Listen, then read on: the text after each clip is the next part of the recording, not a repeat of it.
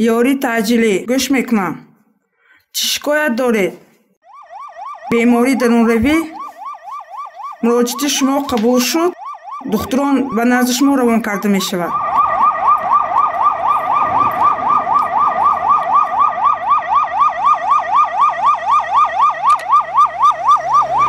مرکزی نظارت دولتی سانیتری اپیدمیولوژی شهر خوجند با برگزار نمودن سلسله ملاقات‌های نشست‌ها بین اهالی جهت پیشگیری نمودن سرایت‌یابی از بیماری‌های موسمی از جمله بیماری‌های شدید معده روده کارهای فرماندهی را گذرانده ایستادند.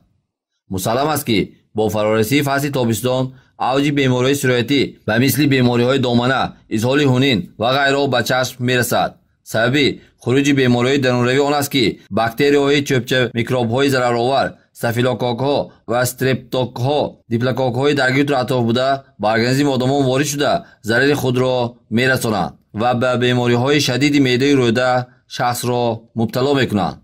همه سال در وقت تابستان یعنی که گرما بیماری‌های شدید روده معده این بیماری‌های سرایتی موسمی میباشد. باید که هر یک انسان خودش قاعده معیارهای گیگینی را رعایت کند. یعنی که پیش از استعمال ترمیوه‌ها باید که ما باید آن را نقص شوییم بعد استعمال کنیم. همه روزه در بازار و مرکزهای سودای شهر ده‌ها تن محصولات شیری و گوشتی و میوه سبزیجات به فروش برآورده می شود. متخصصان بر آن نظرند که گرمشوی هوا و زیر آفتاب و جایهای ناموافق گذاشتن محصولات و ویرانشوی آنها آورده می رسد و برای سلامتی انسان خطرناک می گردد. طبیبان زیاد شدن بیماری‌های درونروی را پیش از همه برای رعایت نکردن قاعده‌های بهداشتی دانند. ثانیاً به استعمال محصولات کشاورزی ویران شده رغبت می‌دهند. امروزها بیمارخانه سرایتی شهر خوجند با آرایشی مقرری فعالیت داشته همساله در فصل گرما مراجعت ساکنان راجع به سرایتیابی موسمی بیشتر می‌گردد.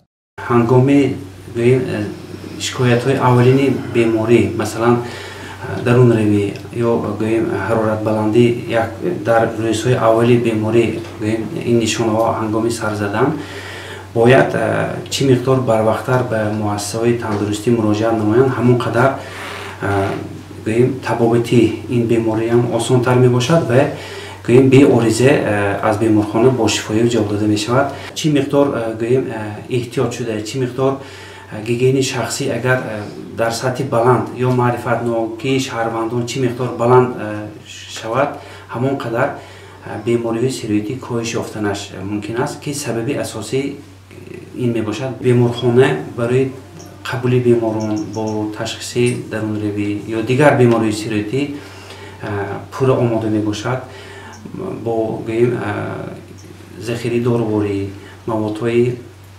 بی‌ضررگردانی و حجره ها برای تبابت بیماران سرایتی پور آماده می باشد. متاسفانه برخی صاحبکاران با استفاده از امکانات و امتیازات مالهای پسیفت خیش را به فروش می‌گذارند که باعث نگرانی می‌شود. از این رو مسئولان را ضرور است که همه روزه در بازار و مرکزهای سودا با برگزار نمودن چهاربین‌های نظارتی به صفت محصولات مواد خوراکه اعتباری جدی ظاهر نمایند. اگر یکون در بازارها و مرکزهای سودا اون قانونشکنی‌هایی که به معیار و طلبات‌های سنتری جوابگو نمی باشد وقتی که هنگام معاینه نمودن به تلفن باوری ما مراجعه نمایند. تلفن باوری ما 55450 می باشد.